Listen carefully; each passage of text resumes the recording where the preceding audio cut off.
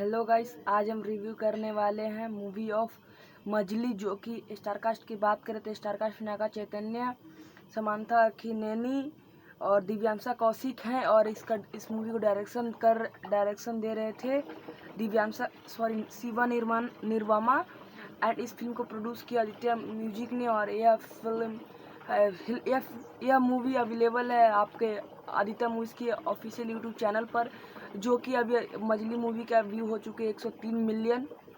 और इस फिल्म के स्टोरी की बात करें जाए तो वाइजैक में एक रहने वाले एक पूरा नामक व्यक्ति से स्टार्ट होती है। पूर्णा एक मिडिल क्लास फैमिली से बिलोंग करता है और वह रेलवे में जॉब पाने के लिए क्रिकेट खेलता है। और जिस टीम से खेलता है वह टीम विनर हो जाती है।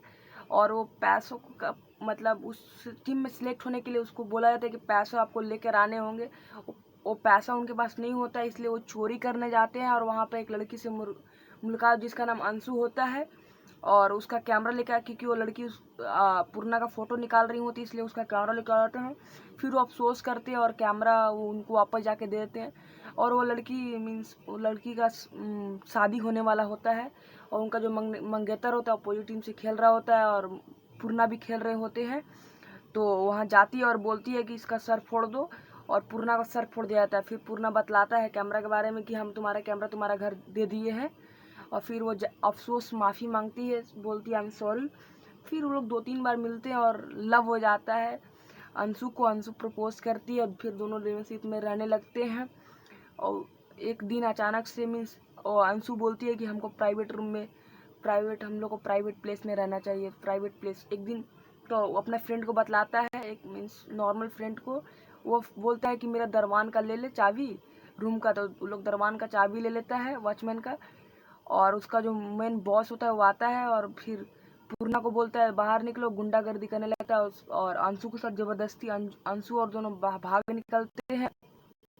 तो जो गुंडा होता है जिसका नाम होता है भूषण जी उसके घर जाते हैं और बोलते हैं, अंशु के घर जाते हैं और बोलते हैं कि आप अपने बेटी को देखिए किसके साथ भाग रही थी, और बैग वैग देते हैं। और फिर उनको मर्डर का कॉन्टैक्ट लेके आते हैं। फिर उसका पापा जो होते हैं, अंशु का पापा, वो पूर्णा को मारने के लिए कॉन्ट्रैक्ट दे देते हैं।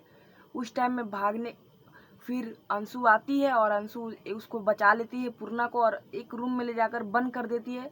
और बोलती है हम शाम को तुमसे मिलने आएंगे, बट आती नहीं है शाम को मिलने।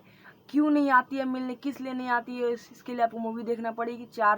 4 दिन तक पूर्णा वेट करता है कि पूर्णा वेट करता है कि अंशु आएगी। अंशु नहीं आता है। फिर अगले सीन में दिखाया है समांथा की नैनी से पूर्णा की शादी हो गई होती है। शादी हो जाने के बाद पूर्णा अभी भी अंशु लव में डूबा रहता है, दिन भर रात भर शराब पीता है। 2 साल करीब दिखाया जाता है शादी में, लेकिन समांथा के नैनी से एकदम प्यार नहीं करता। समांथा के नैनी बचपन से उसको प्यार करती थी और अभी भी प्यार करती है। समांथा के रेलवे में काम करती है, घर चलाने के लिए रेलवे में काम करती है।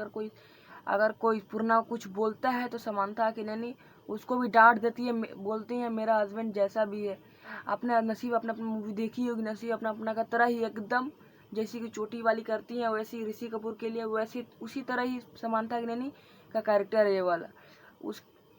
फिर एक दिन अचानक से रियलाइज होता है पूर्णा को कि मेरे को भी कुछ करना चाहिए, कितना दिन तक जिएंगे।